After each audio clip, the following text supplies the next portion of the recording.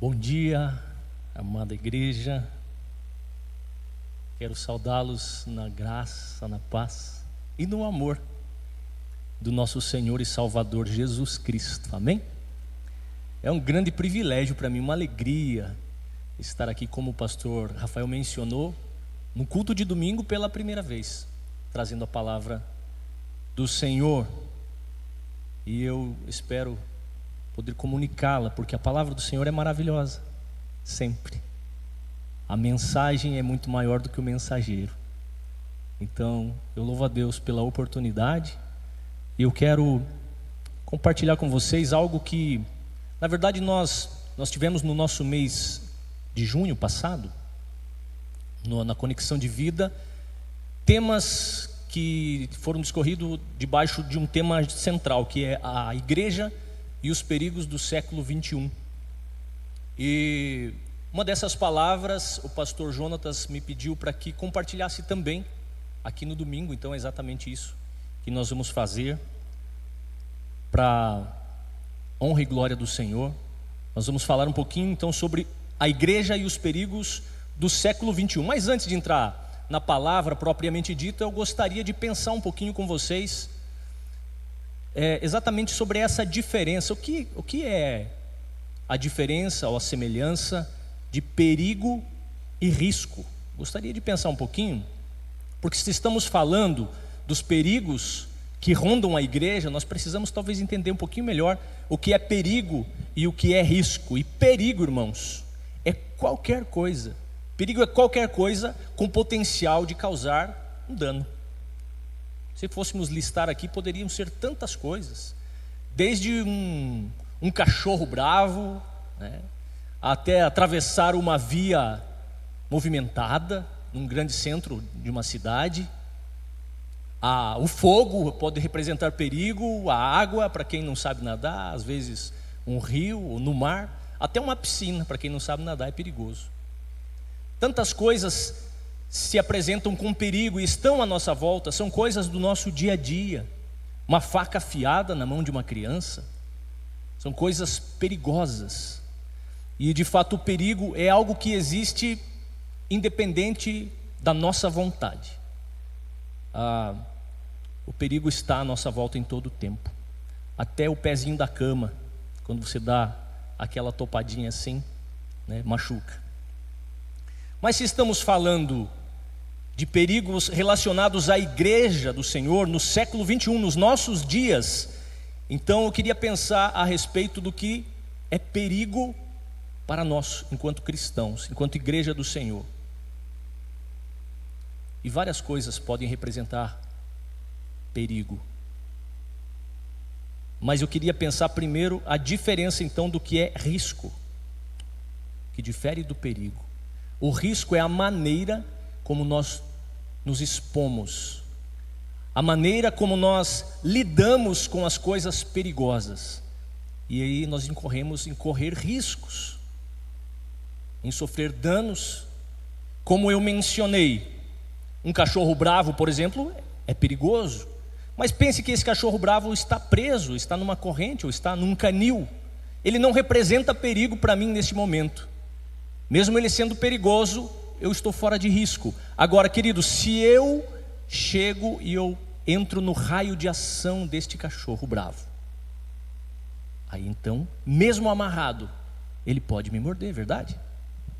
Ele pode me atacar, ele pode me ferir, porque ali é o raio de ação dele, e eu estou me expondo ao perigo, eu estou correndo esse risco, e certamente serei machucado, serei atacado.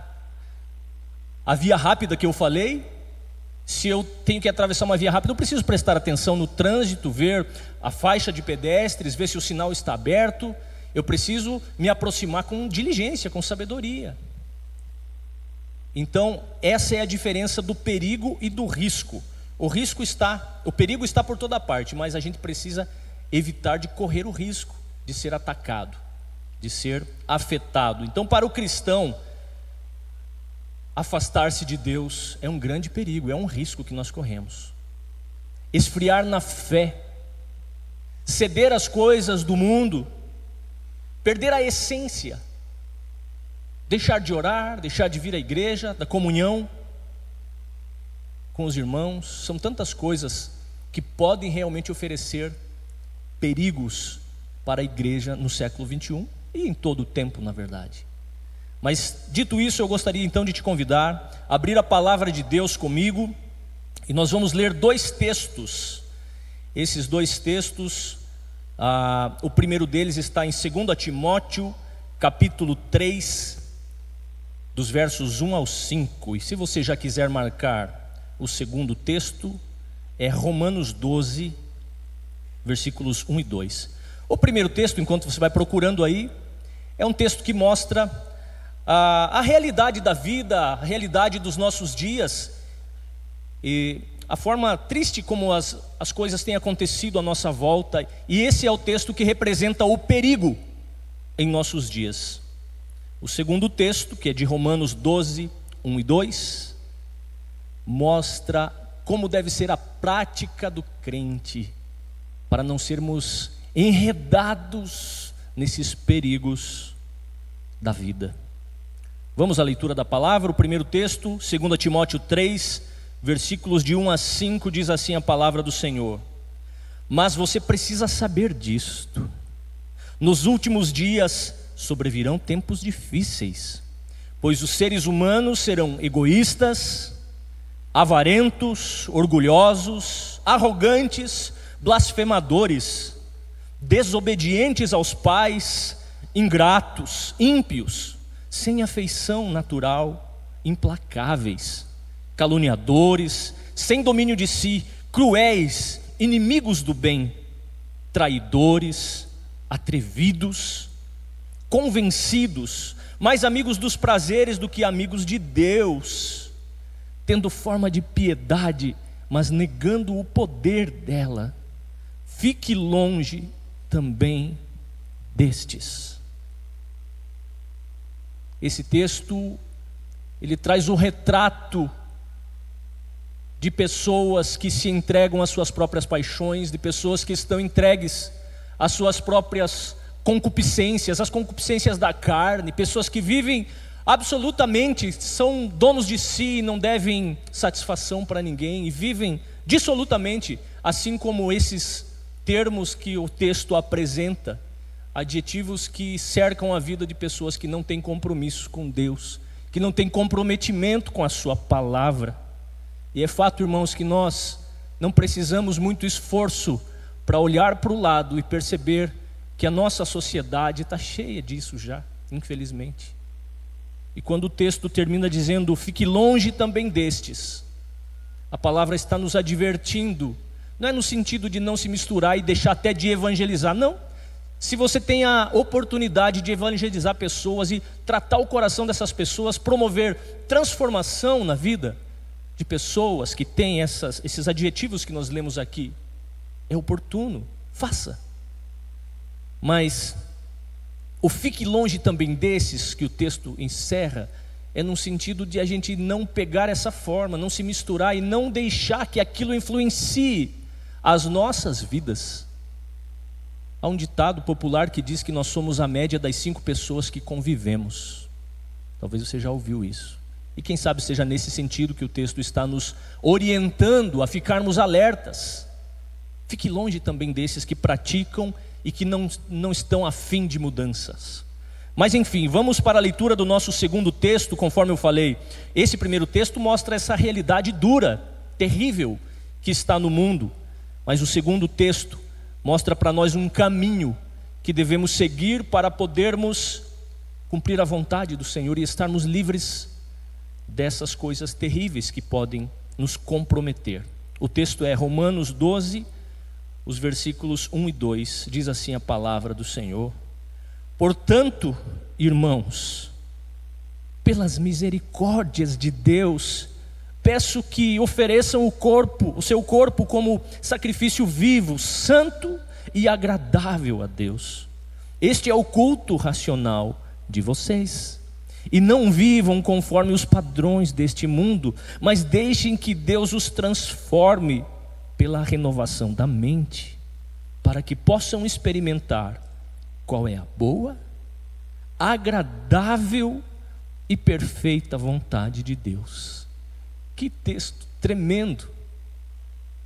E não vivam conforme os padrões deste mundo, mas deixem que Deus os transforme pela renovação da mente, para que possam experimentar qual é a boa, agradável e perfeita vontade de Deus. Vamos orar mais uma vez? Eu te louvo, Senhor, pela Tua palavra que é lida aqui, e nós temos a Tua palavra, Deus, como inerrante. Nós temos a Tua palavra como a nossa regra de fé e de prática, Senhor. E nesse texto lido, eu peço que o Senhor, pela Tua graça e misericórdia, Deus, use a minha vida para poder comunicar do Teu amor, falar das Tuas verdades. Apesar de mim, Senhor, fala com a Tua igreja. Nós sabemos que a igreja é Tua. Aqui está a Tua noiva com o coração desejoso de ouvir a Tua voz. Usa a minha vida, usa o coração dos Teus irmãos, dos meus irmãos, para que estejam tornando um terreno fértil para receber a Tua palavra. Deus, é em nome de Jesus Cristo que nós oramos e Te agradecemos. Amém. Amém. Glória a Deus. Queridos, é exatamente nesse ponto que nós lemos no capítulo 12 de Romanos, onde o apóstolo Paulo está fazendo uma transição de assuntos nessa carta aos Romanos, que é um tratado teológico maravilhoso, o maior tratado teológico do Novo Testamento. E o apóstolo Paulo, ele começa falando do capítulo 1 até o capítulo 11, por isso que eu digo que no 12 é a transição. Até o capítulo 11 ele vem falando das coisas maravilhosas de Deus, ele vem falando dos frutos da misericórdia de Deus. E ele trata a doutrina da graça, ele vai falando para a igreja, ele vai trazendo para nós as informações dessas maravilhas que Deus fez através de Jesus Cristo, que a salvação é uma obra exclusiva de Deus, que ela é recebida através do Espírito Santo, e que ela é aplicada em nossas vidas pelo Espírito Santo, que Deus salva pecadores não por mérito humano, Deus salva pecadores exclusivamente pela sua graça soberana. E o apóstolo Paulo vem discorrendo sobre isso. Ele fala sobre a depravação do homem, sobre as escolhas erradas da humanidade, e de que ainda assim o Senhor veio ao nosso encontro. Ele fala da justificação pela fé. E ele vem trabalhando todos esses assuntos. A adoção de filhos. O Senhor nos adotou em Cristo Jesus como filhos, a forma maravilhosa como Ele nos enxertou, nos tirou da situação de galhos de uma oliveira brava e nos enxertou na oliveira verdadeira, onde podemos desfrutar da mesma seiva daquela raiz. Essa adoção de filhos, esse enxerto que Cristo fez nas nossas vidas. E o apóstolo Paulo vem falando de tudo isso, das bênçãos, das misericórdias de Jesus, até o capítulo 11. E então ele chega neste capítulo 12 que nós lemos, e ele mostra para nós de uma forma muito clara que tudo isso deve produzir em nós uma nova vida. Tudo isso deve produzir em nós uma prática de vida diferente. Tudo aquilo que Jesus fez não pode ser em vão em nós. Nós precisamos dar continuidade com o nosso exemplo, com a nossa vida, com o nosso estilo de vida. Ele insiste que o cristianismo verdadeiro necessariamente tem que ter a sua vida transformada. O cristão precisa ter a sua vida transformada. O estilo de vida do salvo tem que ser diferente. E nós sabemos, como cristãos reformados, queridos, nós sabemos muito bem que as obras não salvam. Nós não somos salvos pelas nossas obras, mas uma vez salvos, nós precisamos evidenciar o porquê fomos salvos. Nós temos que mostrar para o mundo o que aconteceu de transformação em nossas vidas. E como que acontece isso? Como que se dá isso? A própria palavra do Senhor diz que nós somos conhecidos pelos frutos que nós entregamos. A árvore boa dá frutos bons. A árvore má dá frutos maus. Então, se somos salvos, nós precisamos dar bons frutos. Não é o conjunto de coisas que nós podemos adquirir, de conhecimentos, de coisas que vamos armazenando. Não. É a prática, aquilo que torna a nossa vida, a nossa existência, um modelo para esse mundo. E Paulo inicia esse trecho que nós lemos. Você pode acompanhar comigo o que é que diz a primeira palavra do texto. Portanto, ele, usando essa palavra portanto, queridos, ele está dizendo, ele está mostrando para nós que a fé cristã, ela é uma resposta às coisas que nós recebemos. É uma resposta às misericórdias de Deus. Portanto, ninguém começa uma conversa dizendo assim, portanto tal coisa. Não, o portanto ele está fazendo aqui uma ligação de algo que já vinha sido falado. Então é exatamente tudo que nós vimos das misericórdias de Deus que foram apresentadas a nós, e o Senhor nos trouxe tantas bênçãos. Portanto, irmãos, pelas misericórdias de Deus, peço que ofereçam o seu corpo como sacrifício vivo, santo e agradável a Deus. Este é o culto racional de vocês.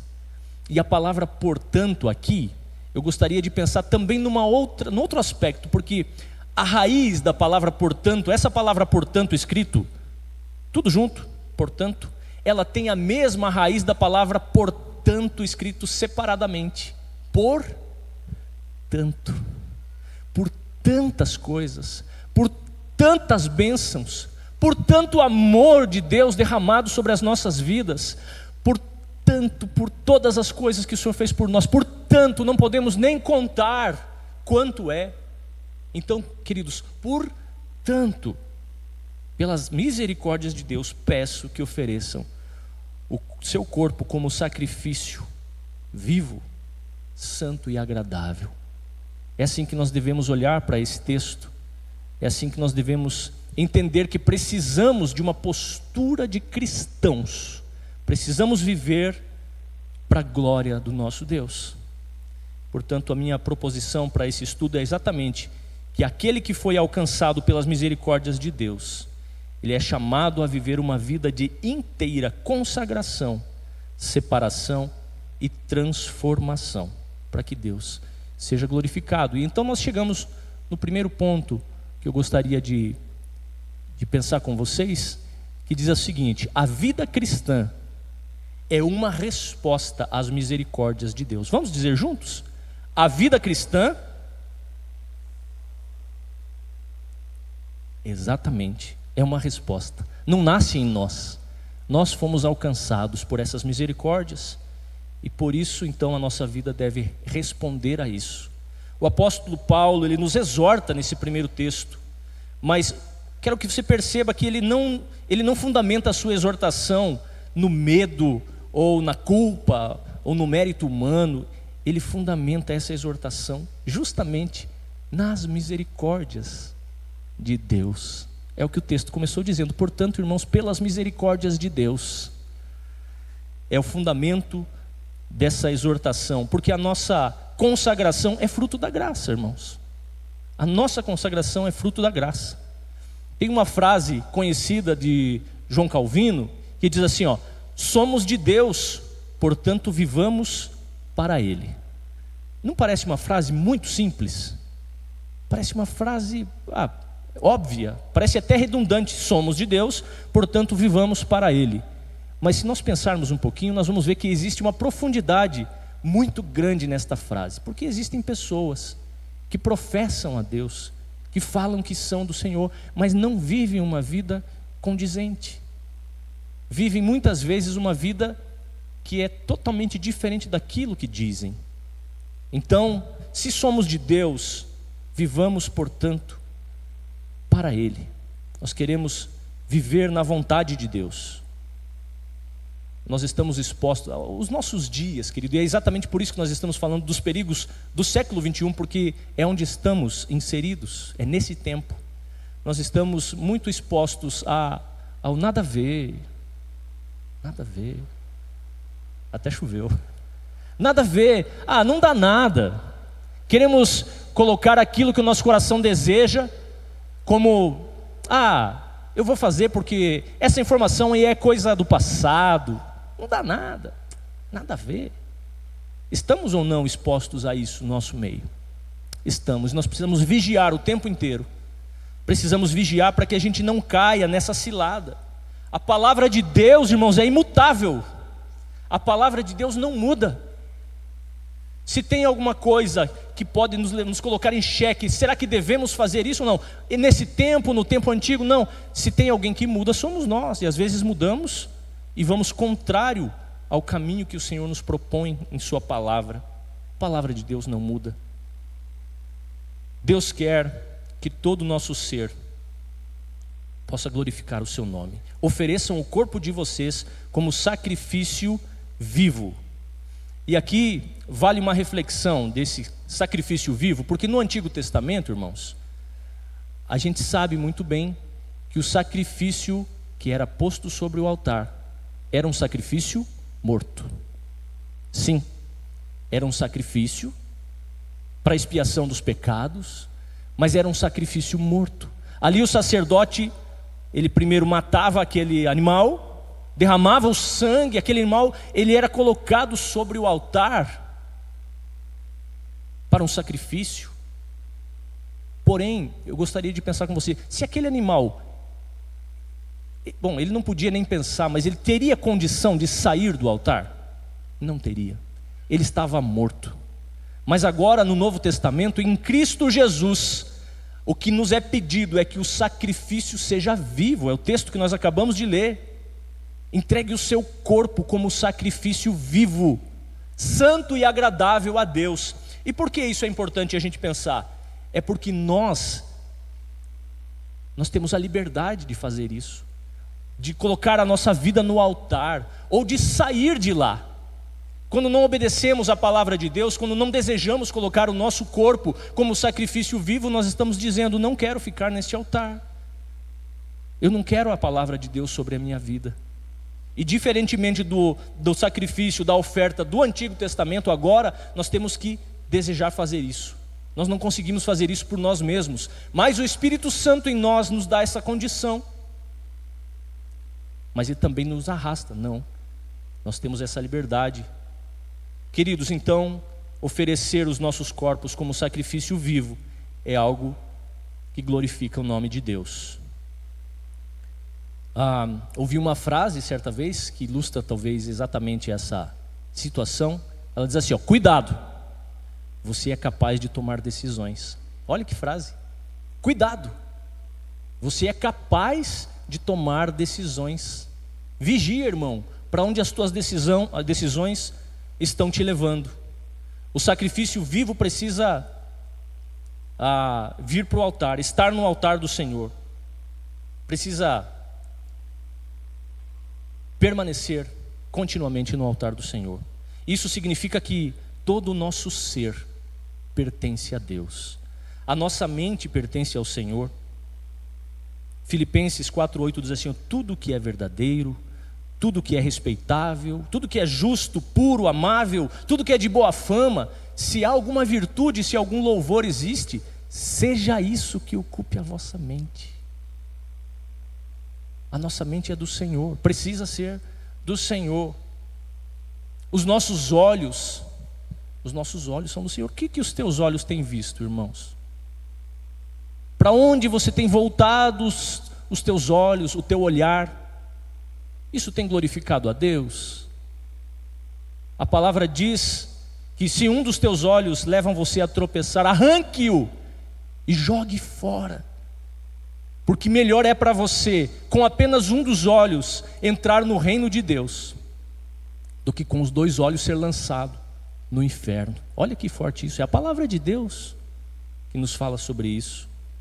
A nossa língua pertence ao Senhor. Nossa língua precisa pertencer ao Senhor.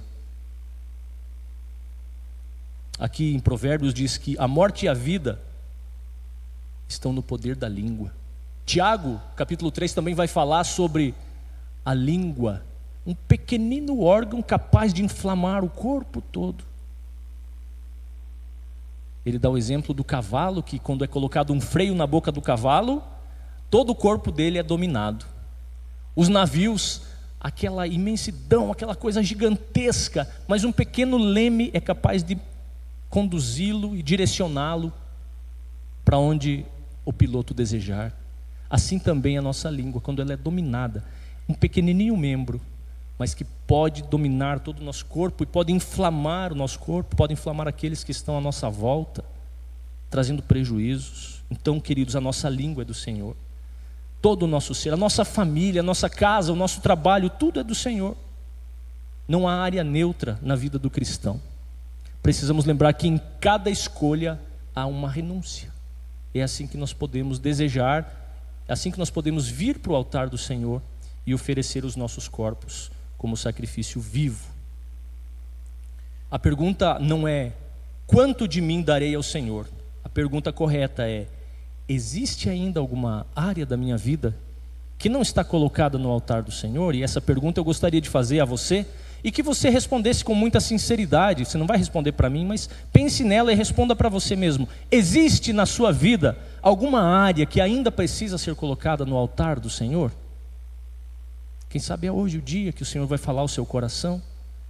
Quem sabe é hoje o dia que o Senhor vai tocar naquele ponto que você tem se esquivado, não tem deixado. Lembre de uma coisa, irmão: Deus não é dono de nada nosso, a menos que Ele seja dono de tudo. Se você tem algumas reservas, você precisa rever essa questão diante do Senhor, em nome de Jesus. Portanto, irmãos, pelas misericórdias peço que ofereçam seu corpo como sacrifício vivo, santo e agradável. Este é o culto racional de vocês. Às vezes pensamos que o nosso culto é esse que acontece das 10 até próximo do meio-dia, aos domingos. E isso é lindo, é gostoso, é maravilhoso. Eu amo estar aqui com os irmãos, né? A hora do abraço, principalmente. Como é gostoso estarmos em comunidade, adorando e servindo a Deus. É tremendo isso, é a igreja que se reúne. Deus quer isso na sua palavra. Ele diz: ó, quão bom e agradável que vivam em unidade os irmãos. Deus quer isso. Mas o que precisamos entender é que não se restringe apenas neste tempo aqui no templo. O nosso culto racional é o que a Bíblia está nos falando aqui. É essa entrega genuína, constante, na presença do Senhor. Muito bem. Mas se o nosso ponto 1 então fala que a vida cristã é uma resposta às misericórdias de Deus, lembre-se disso. Então o nosso ponto 2 diz: a vida cristã exige ruptura com o padrão deste século. E aonde é que está isso? No mesmo versículo 2, que diz assim, ó: e não vivam conforme os padrões deste mundo. Algumas versões: não vos conformeis a este mundo ou a este século. A palavra mundo aqui refere-se ao sistema, às coisas que são valores que se opõem à vontade de Deus, se opõem a Deus. Nós vivemos em uma cultura que exalta o homem, uma cultura que deixa Deus de lado, que relativiza a verdade, que chama o mal de bem e chama o bem de mal, promove o individualismo, promove a autossuficiência. Quando Paulo diz: não vivam conforme os padrões deste mundo, ele está querendo dizer: não se amoldem, não peguem o formato deste mundo, não peguem o formato. Para quem faz pão aqui, acho que é um exemplo bom, né? Quem faz pão? Deixa eu saber quem faz pão caseiro aqui. Ixi, pouca gente, hein? Eu achei que nesse momento eu ia poder marcar pelo menos umas 10 pessoas para eu visitar e comer um pãozinho quente lá, porque é bom, né? Quando se passa aquela manteiguinha. Mas você já viu fazer um pão? E se a forma do pão é redonda, o pão fica que jeito, irmão? Redondo. Se for quadrado, se for retangular, fica ali, o pão pega a forma da forma. E é exatamente sobre isso que o texto está falando. Mas aí, quem sabe você fale assim: ah, mas isso aí o pão é uma massinha mole. Isso aí é para quem é mole, que se deixa dominar pelas coisas. Eu sou duro, eu sou firme, eu estou certo do que estou fazendo. Eu posso ficar lá no mundão que não vai acontecer nada. Não. eu vi um exemplo. Quem já viu melancia quadrada aí? Bastante gente. Existe, né? E eu vi que isso não é uma alteração genética. O que acontece é que quando a melancia... E melancia tem casca dura. Eu nunca comi casca de melancia. Aliás, já comi no doce. Mas a casca da melancia é dura. Mas mesmo assim, quando ela começa a crescer, é colocado uma caixa em volta dela, e ela vai crescendo, e ela vai perdendo espaço ali, ela vai se amoldando àquela caixa que está à sua volta. E então a melancia cresce e fica no formato que lhe foi estabelecido por aquele parâmetro, por aquela caixa, né? Então, quem é cascadura aí também precisa saber que não dá para ficar se misturando as coisas deste mundo. Preste atenção em alguns padrões deste século, queridos. Acreditar em si mesmo ou seguir o próprio coração. Importante é ser feliz, não é isso que a gente ouve? Importante é ser feliz, eu vou viver a vida do jeito que eu quero, meu corpo, minhas regras, eu defino. Isso é o que este século tem promovido. A busca obsessiva pela fama, pelo reconhecimento, as redes sociais bombando sobre as pessoas que buscam por curtidas, buscam por seguidores, buscam por aprovação humana. A imagem pessoal torna-se mais importante do que o caráter diante de Deus. Olha que triste isso. A autossuficiência, a confiança excessiva na ciência, na tecnologia ou na capacidade humana, o relativismo moral, o consumismo. Parece, queridos, que a felicidade ela está atrelada a conquistas, aquisição de bens, experiências ou conforto. Parece que para ser feliz eu preciso ter o carro tal, o status tal, eu preciso morar no bairro tal, ter tal tipo, vestir tal tipo de roupa, ter o meu calçado de tal marca. Parece que se eu não tenho isso, eu não sou feliz na cultura de hoje.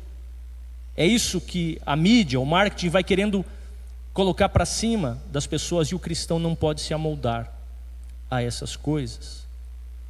O propósito de vida muitas vezes é reduzido ao prazer pessoal, mas o cristão precisa ser diferente. Nós precisamos ser diferentes porque nós não pertencemos a esse reino, nós pertencemos ao reino de Deus. A igreja não foi chamada para refletir a cultura, queridos, nós fomos chamados para refletir a Cristo.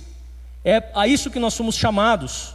Aliás, nós precisamos desenvolver sim uma contracultura neste lugar onde estamos inseridos, numa geração que é marcada pelo egoísmo. O cristão deve viver de que maneira? Servindo. Numa geração marcada pela imoralidade, qual deve ser a postura do cristão? Viver de forma pura, de forma santa. Em uma geração que idolatra o eu, qual é o papel do cristão? Curvar-se perante Deus, que Ele cresça, que eu diminua. Esse é o ensinamento bíblico. Não é o eu, o ego, o egocentrismo que as pessoas estão vivendo, não é o que a Bíblia ensina. Aliás, João escreve, queridos, aqui eu gostaria de ler para vocês, na sua primeira epístola, capítulo 2, os versículos 15 e 16, diz assim, não amem o mundo, nem as coisas que há no mundo. Se alguém amar o mundo, o amor do Pai não está nele. Porque tudo o que há no mundo, os desejos da carne, os desejos dos olhos e a soberba da vida, não procede do Pai, mas procede do mundo. Ora, o mundo passa, bem como os seus desejos, mas aquele que faz a vontade de Deus permanece para sempre. Glória a Deus pela sua palavra. A maior ameaça à igreja do Senhor não são as perseguições externas, as coisas que vêm de fora, mas muitas vezes as concessões, as formas que vão se estabelecendo dentro, vão tomando conta do coração. Uma igreja pode muito bem conservar a sua estrutura, pode muito bem conservar as suas tradições, até mesmo a sua ortodoxia, mas se ela for minada, queridos, pela forma deste mundo, ela perdeu a função. A distinção espiritual é a nossa marca, é a marca do cristão, a marca do povo de Deus. Mas como terceiro ponto então, a vida cristã, vamos dizer juntos, a vida cristã é marcada pela transformação produzida por Deus. Olha que coisa linda. O Senhor nos ajuda. Ele nos pede, mas Ele nos ajuda a chegarmos no ponto que Ele deseja. A igreja cristã é marcada pela transformação produzida por Deus. E está também no verso 2, na parte B, quando o texto diz assim, você pode acompanhar comigo, você que deixou a sua Bíblia aberta. Mas deixem que Deus os transforme pela renovação da mente. Mas deixem que Deus o transforme pela renovação da mente. A verdadeira mudança do cristão não é superficial, é uma obra do Espírito Santo no nosso interior. Deus transforma a nossa mente. A santificação começa no nosso modo de pensar. A santificação acontece por meio da palavra de Deus, em primeiro lugar, da oração, da comunhão dos santos, das músicas que nós ouvimos, da nossa exposição à palavra. Deus vai transformando a nossa mente, vai transformando o nosso coração, Deus vai transformando tudo em nós. E para que Ele faz isso? Porque Ele deseja que nós conheçamos a sua vontade, para que possam experimentar qual é a boa, agradável e perfeita vontade de Deus. É isso que a sua Bíblia diz? É para isso que o Senhor quer nos renovar, que Ele quer transformar as nossas mentes, para que possamos experimentar qual é a boa, agradável e perfeita vontade de Deus. E quanto mais nós nos renovamos, quanto mais nos expomos à palavra de Deus, mais nós aprendemos a amar as coisas que Deus ama, mais nós aprendemos a desejar as coisas que o Senhor deseja para as nossas vidas, e a santificação vai acontecendo de forma progressiva. Na nossa perspectiva de fé reformada, nós sabemos que a transformação ela não é instantânea, mas contínua. Deus está conformando os seus filhos conforme a imagem de Cristo Jesus. É assim que estamos sendo feitos, amém? Lembra daqueles 3 passos, aquelas 3 fases, que é a justificação, a santificação e a glorificação. Lembra disso? Justificação, santificação e glorificação. O que é isso? O que é a justificação? Do que a justificação nos liberta? A justificação nos liberta da culpa do pecado, irmãos. Aquele pecado, aquelas coisas erradas que a gente fazia, a gente sabia que estava errado, a gente carregava essa culpa. Isso na nossa justificação foi arrancado de nós por Cristo Jesus. Sai fora, isso tudo sai fora. E a gente é liberto desta culpa. Não tem mais como Satanás acusar as nossas vidas. Estamos justificados por Cristo Jesus. E o segundo, santificação. Marca aí para você não esquecer. Santificação. Se a justificação, que é o primeiro, nos liberta da culpa do pecado, o segundo passo, que é a santificação, nos liberta do quê? Do poder do pecado. O pecado não tem mais poder sobre as nossas vidas. Quando que isso acontece?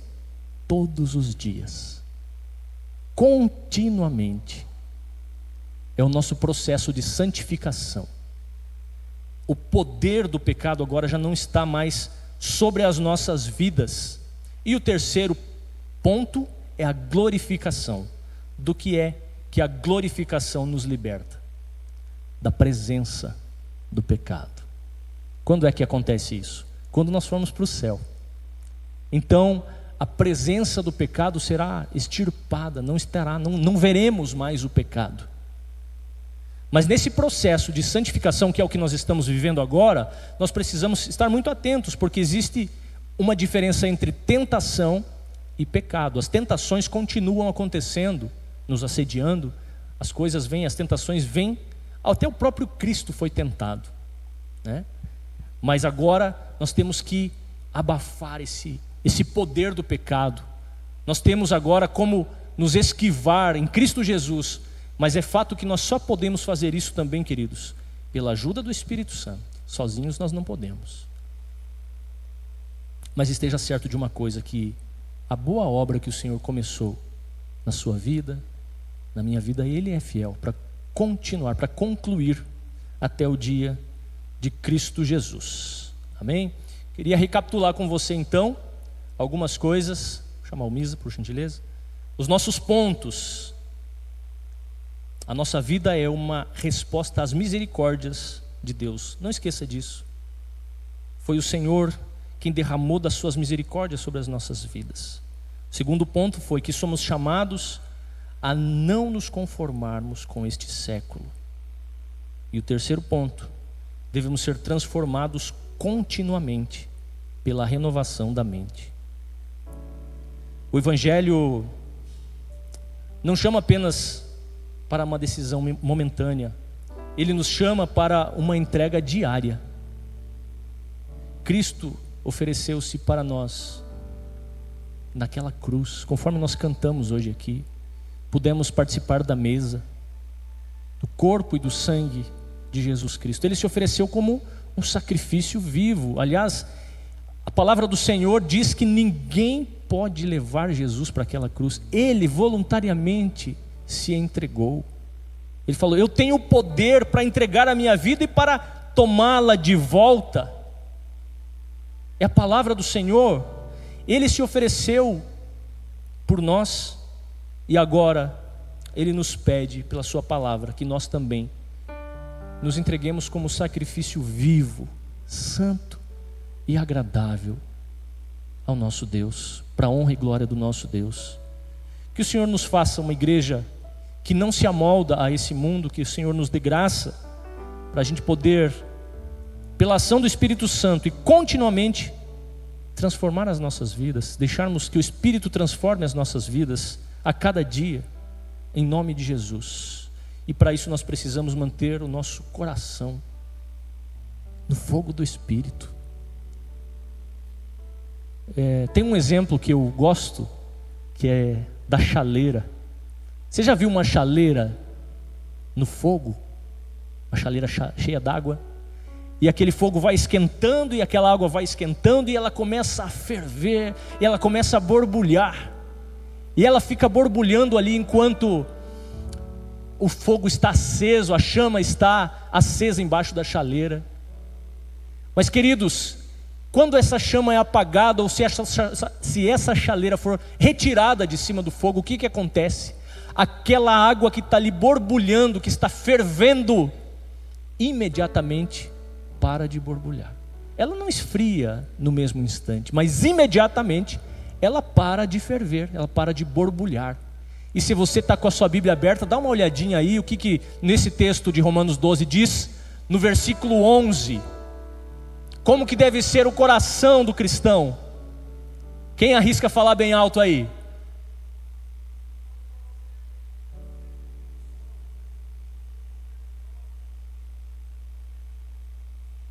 Fervorosos de espíritos, queridos.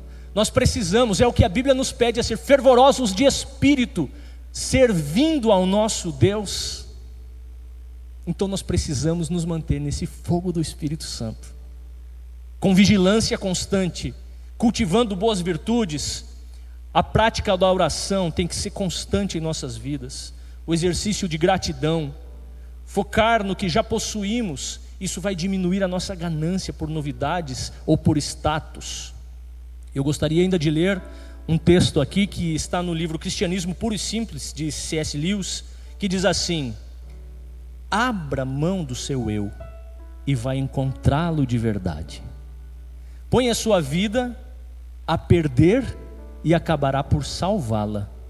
Submeta-se à morte, morte diária das suas ambições e dos seus principais desejos, e também a morte de todo o seu corpo no final. Submeta-se com cada fibra do seu ser e acabará por encontrar a vida eterna. Não guarde nada para si, nada de que você não tenha aberto mão de verdade será realmente seu. Nada em que você não tenha morrido, nada em que em você não tenha morrido será ressuscitado dos mortos. Se você buscar a si mesmo, só o que vai encontrar no fim das contas é o ódio, a solidão o desespero, a ira, a ruína e a decadência. Mas, se você buscar a Cristo, acabará por encontrá-lo, e junto com Ele, todas as demais coisas. Que precioso isso. De fato, há perigos em nossa volta, há perigo em todos os lados. Nós estamos falando dos perigos do século 21, mas perigo sempre existiu. Desde o Éden, irmãos, o perigo estava lá, a serpente estava lá. A diferença é você dar vazão a isso. É como se você se expõe aos perigos que estão à sua volta. É o risco. Não corra esse risco. Corra para os braços do Senhor. Este é o lugar de segurança. É o lugar onde nós queremos sempre estar. E eu gostaria então de cantar uma canção. E depois chamo o pastor Rafael para impetrar a bênção. Que essa canção ela seja como uma oração no seu coração. Vou pedir para que você feche os teus olhos e ouça. E que você tenha o desejo de fazer essa entrega ao Senhor. Te dou meu coração e tudo que há em mim. Entrego meu viver por amor a ti, meu Rei. Meus sonhos rendo a ti e meus direitos dou. Orgulho vou trocar pela vida do Senhor. E eu entrego tudo a ti, tudo a ti. E eu entrego tudo a ti, tudo a ti.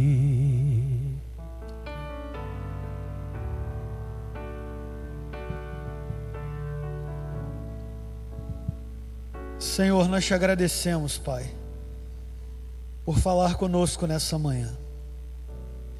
Te agradecemos, Deus, por tanto que o Senhor fez na nossa vida, na nossa história. Te agradecemos por Jesus Cristo. E pedimos perdão porque muitas vezes nem valorizamos o que Cristo fez por nós, pela maneira como vivemos, muitas vezes de forma relaxada, dando desculpas para não assumir compromissos contigo. São tantas coisas que entram como prioridade na nossa vida. E devagarzinho, os padrões desse século vão nos moldando, vão nos fazendo iguais àqueles que não te conhecem. Senhor, que a nossa prioridade não seja construir patrimônio, que a nossa prioridade não seja enriquecer cada vez mais, que a nossa prioridade não seja viver apenas os prazeres e as alegrias desse mundo, mas que o Senhor nos dê sabedoria para entendermos que a verdadeira felicidade está na comunhão contigo, que a paz que acalma o nosso coração de fato não está em nada nesse mundo que não seja na presença do Senhor. Ajuda-nos, ó Deus, a entender que viver um culto racional, viver uma vida que cultue ao Senhor, não é uma prisão, não é apenas religião, é a melhor maneira de se viver, porque é somente na Tua vontade que descobrimos onde a vida é abundante. A Tua vontade é boa, é perfeita, é agradável. Senhor, quebranta o nosso coração e nos ensina, ó Deus, a não sermos mais resistentes, mas sim humildes, para de fato reconhecer que tem que ser do Teu jeito é melhor. Ah, Senhor, perdoe-nos, porque nós nos entregamos às paixões desse mundo. Perdoe-nos, ó Deus, porque não damos o devido valor ao que o Senhor fez e o que o Senhor tem para nós. Mas nessa manhã sairemos daqui conscientes de que o Senhor falou conosco. E nós te agradecemos por isso e pedimos que nos transforme conforme a imagem de Cristo Jesus. E é no nome dele que oramos. Amém, Senhor. Louvado seja Deus, irmãos. Que palavra abençoada nós recebemos aqui. Eu quero convidar você para se colocar em pé. Nós vamos encerrar esse tempo de culto recebendo a bênção. Logo mais estaremos aqui novamente. Se você puder vir, venha com a sua família, venha com um amigo. Estaremos juntos para celebrar a bondade do nosso Deus e sermos edificados pela sua palavra.